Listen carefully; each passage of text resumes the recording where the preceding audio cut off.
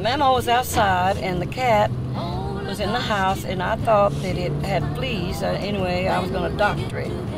So I got the cat and I got the turpentine down, and I was pouring it all over that cat to doctor the fleas.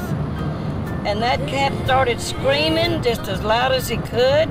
He ran up. We didn't have a ceiling in the house, just had rafters up there. It was a real old house, and so that cat ran up in them rafters, and he was just running all across everywhere, just a screaming and a screaming. And Mama came in the house and she said, "What is wrong with that cat?" And I told her.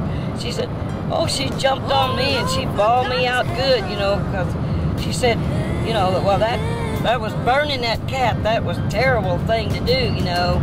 And well, I didn't know. I was just a little, you know, about 6 or 7 years old. But I thought I was helping that cat. You know, I thought I was going to make him well and get those fleas off of him, whatever. I don't know. He might not have had fleas on him, but I thought he did. One time, me and Aunt Minnie, we was little, and we didn't like to pick cotton. And we'd get so hot out there in the field, and we'd want to go home, and, you know, and Daddy wouldn't let us he said, so he told us that day, he said, well, if you get a certain amount, I don't remember, 20 pounds or something like that, you can go home. 20 pounds, that'd take you half a day to do, wouldn't it? We pulled a cotton sack. We had a strap on a cotton sack and pulled it on our shoulders, you know, walked down and picked it off the cotton bird. Oh, I mean, 20 pounds is a lot for a little girl, isn't it? No, not pulling it, you know, on your shoulder. It wasn't very much. Anyway, so, and Aunt Minnie was a good cotton picker. She'd leave snags in there, but in the burrs, but I wouldn't leave a snag. I couldn't stand for a scrum of that cotton to stay in there. You know, I'd want to pick it. I'd hold it with one hand and pick it out with the other hand, so I get every bit of it out.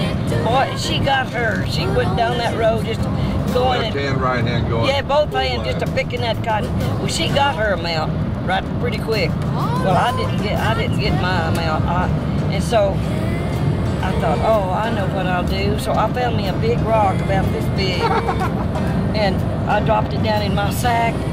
And I thought, now that'll get it. And so when we got there and they waited, well, I had my amount, she had her amount. So one of my brothers was up in the wagon emptying out the cotton.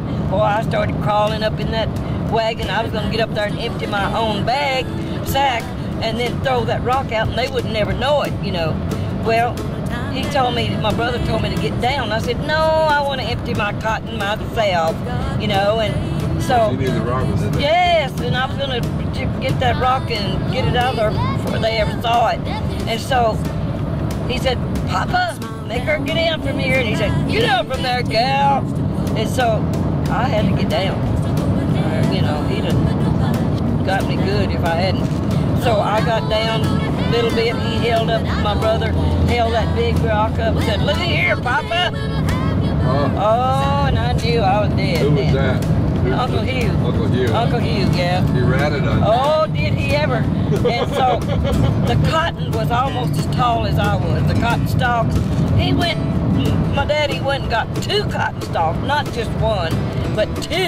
And he wore them out on me. He just whipped me with them big old cotton stalks. Oh my Lord, yes, what a monster. Yes, he was. And then he said, but we got to go home and it was worth it.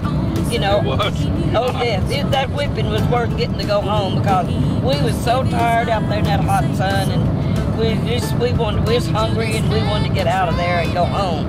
So we got to go. We didn't live very far from the cotton patch, you know. And so we got to go, but well, I tell you, that was bad. I mean, oh, I hated to pick cotton. So, I bet you never do that again, huh? Oh no, I did not. Never do that. Never. And another time, Aunt Minnie and I, we was always trying to clown around and do stuff, and there was an old black couple that lived on the same farm that we did, and we just loved both of them, old Jim and Dorothy Washington. And so we would we wore coveralls all the time. We called them union-alls then, but so we decided we'd put them on backwards, and I buttoned hers up and she buttoned mine up. So we went out in the cotton field where they was picking cotton, and we went to the black couple where they was and showing them, you know, and they laughed at us. They thought, you know, that was so funny and so cute, you know, for us to do that. But we was always doing stuff. We was always hanging around that black couple because we really did like them. And then I was gonna slip off one time. I was gonna go over to their house and visit them. And Mama told us we couldn't go. And I wanted Aunt Minnie to go with me. And we was about, I don't know, about the same age, about, I don't know, maybe 7 years old, and she was about 5, I guess. And so we got down to that fence where they had steps over the barbed wire fence, and you could climb over, you know, and not get hurt. So we got there, and Aunt Minnie backed out. She wouldn't go with me. I begged her to come go with me, and she just wouldn't do it. So she chickened out, and so I just went over them steps and went right on to their house. Oh, you went by yourself? Yes, I went by myself. It wasn't real far, but you know, there wasn't no trees or nothing. You could see all the way over there to their house. But Mama had told us not to go, but I didn't listen. I went anyway because I wanted to see them, you know. So I went on over there, and then when I got back, well, boy, I was in bad trouble.